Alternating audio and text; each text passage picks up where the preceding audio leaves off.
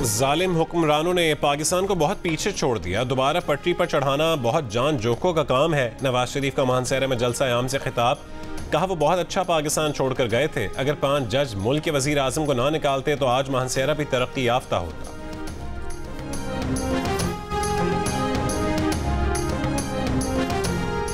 अगर आप समझते हैं कि पुरानी सियासत करने वालों को घर बैठना चाहिए तो तीर पर मोहर लगाएं। इंतकाम और पुरानी सियासत चाहिए तो जाएं, शेर पर मोहर लगाएं। बिलावल भुट्टो जरदारी का साहिवाल में जलसे से खिताब। कहा कि उन्हें 4 नहीं 1 बार मौका चाहिए। मुल्क की किस्मत बदलेंगे, मसाइल हल करेंगे।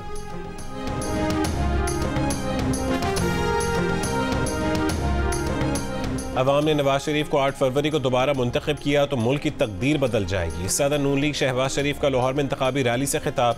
बिलावल का नाम लिए बगैर जवाबी तंज करते हुए कहा कि पानी की बात वो करते हैं जिनके अपने सूबे में पानी नहीं मिलता। इधर तो पानी भी मिलता है और खाना भी मिलता है। फैसला करना है कि शेर पर मोहर लगाकर दोबारा महंगाई का खात्मा करेंगे।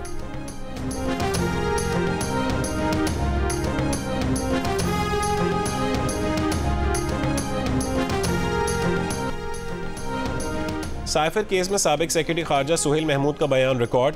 अडियाला जेल में हुई समाअत में बानी पीटीआई और शाह महमूद कुरैशी भी मौजूद थे। साबिक सेक्रेटरी खारजा ने बयान में कहा है कि साइफर की कॉपी करके वजीर आजम हाउस को भेजा था। उनकी रिटायरमेंट तक साइफर की कॉपी वजीर आजम हाउस से वापस नहीं आई थी। साबिक सेक्रेटरी खारजा के बयान रिकॉर्ड करवाने के दौरान प्रोसिक्यूटर की मुदाखलत पर शाह महमूद कुरैशी बरहम हो गए। कहा कि साबिक वजीर आजम और उन्हें सुहेल महमूद पर मुकम्मल एतमाद है। प्रोसिक्यूटर को कोई हक नहीं कि वो गवाह को डिक्टेट करे। सुहेल महमूद ईमानदार आदमी है, जो कहना चाह रहे हैं उनको कहने दिया जाए। साबिक प्रिंसिपल सेक्रेटरी आजम खान का 164 का बयान रिकॉर्ड करने वाले मजिस्ट्रेट और इरशाद भट्टी का बयान भी अदालत में कलमबंद। मजीद समाअत आज होगी।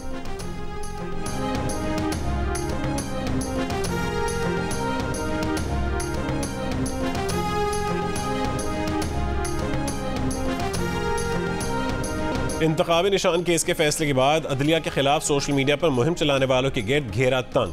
निगरान वजीर इत्तलात मुर्तज़ा सोलंकी ने कहा है कि मुत्तफ़िक़ा फैसले के बाद सुप्रीम कोर्ट के जजेस के खिलाफ घटिया और गलीज़ मुहिम शुरू करने वालों की निशानदेही कर ली गई है। डायरेक्टर ऑपरेशंस FIA वक़ारुद्दीन ने बताया कि 500 से ज़्यादा सोशल मीडिया अकाउंट्स की निशानदेही हो गई है। मज़ीद की मॉनिटरिंग जारी है। इन तमाम अफराद को कानून के दायरे में लाया जाएगा।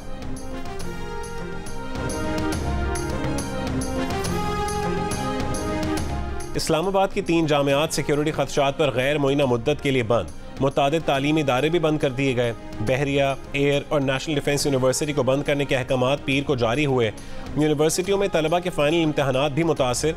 IG इस्लामाबाद का कहना है कि सिक्योरिटी और अमन आमा के हालात काबू में हैं। इस वक्त इस्लामाबाद में ऐसी कोई सूरत हाल नहीं है कि जिंदगी मुतासिर हो सके।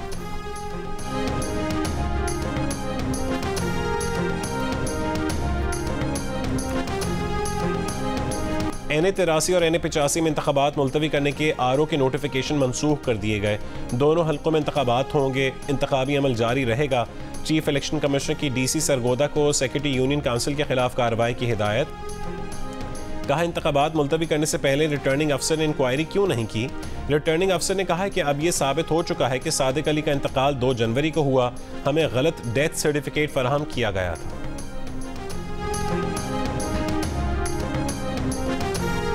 बानी PTI की बहन अलीमा खान ने कहा है कि आज अडियाला जेल में केस की समाअत के दौरान जेल सुपरिटेंडेंट ने बानी PTI से बदतमीजी की। पूछने पर सुपरिटेंडेंट ने कहा है कि बानी PTI ने उन्हें तुम कहकर मुखातिब किया।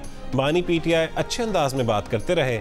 बानी PTI के साथ जेल में बदतमीजी करते हैं तो आम इंसानों के साथ क्या होता होगा।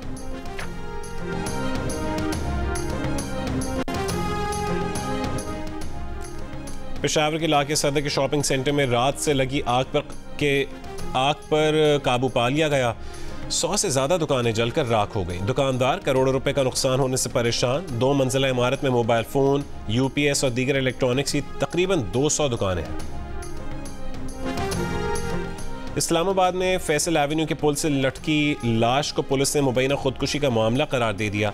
तर्जुमान के मुताबिक खुदकुशी करने वाले को मुबैना तौर पर जहनी आर्जा था। लवाहिकीन की मदद से मजीद तफ्तीश की जा रही है। कराची एयरपोर्ट के करीब फ्लैट में बेरोजगार शख्स ने बीवी 3 बच्चों को कत्ल करके खुदकुशी कर ली। पुलिस के मुताबिक जाए वक़ुआ से 30 बोर का पिस्तौल और खोल भी मिले। मुलजिम ने बच्चों और बीवी के कत्ल के बाद खुद को फंदा लगाकर खुदकुशी की। पड़ोसियों का कहना है कि मुलजिम एहसन बेरोजगार था। कमरे से मुलजिम एहसन का लिखा गया खत भी मिला है, जिसमें मुलजिम ने लिखा है कि वो बीवी बच्चों का कत्ल करके खुदकुशी कर रहा है। मुलजिम ने अपने लैपटॉप में महफूज फाइल खोलने का लिखा है। हलफ उठाने की जिम्मेदारी की वजह क्यों पेश आई आपको?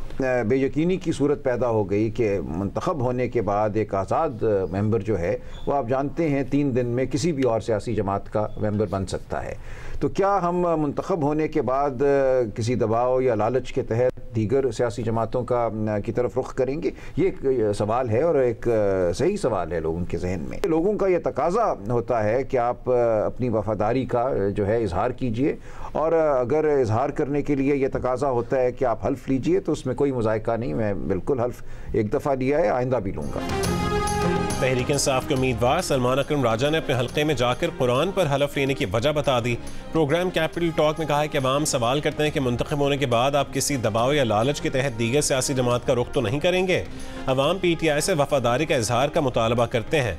हलफ उठाने का तकाजा होता है तो उनका ख्याल है कि उसमें कोई मुज़ायका नहीं।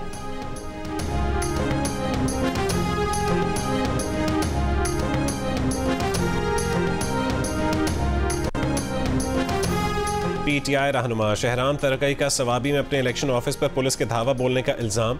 कहा कि इलेक्शन कैंपेन पर लगे पोस्टर फाड़ दिए गए, इलेक्शन ऑफिस खाली करवा दिया गया। चीफ जस्टिस नोटिस लें, शहराम तरकई NA 20 सवाबी से इलेक्शन लड़ रहे हैं।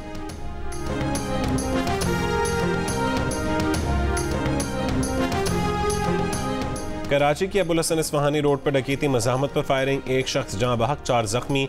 पुलिस के मुताबिक दूध की दुकान पर मोटरसाइकिल सवार 2 अफराद ने फायरिंग की।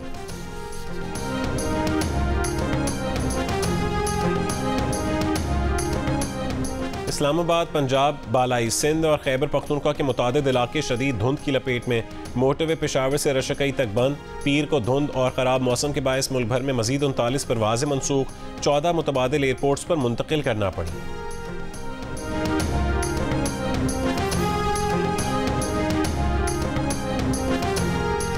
गैर कानूनी सिम्स के इजरा की रोकथाम के लिए PTA का इकदाम। दूसरी नई सिम का इजरा और फ़ालियत अब 8 घंटे के बजाय 7 दिन में होगी। पहली नई सिम का इजरा और फ़ालियत 8 घंटे में ही होगी। डुप्लीकेट सिम कार्ड या नंबर भी 8 घंटे में जारी हो जाएगा। नए SOPs 24 जनवरी से नाफिज होंगे। फैसला सार्फिन की जानिब से एक दिन में कई सिम्स के इजरा और जाली अंगूठों के इस्तेमाल की रोकथाम के बायस किया गया।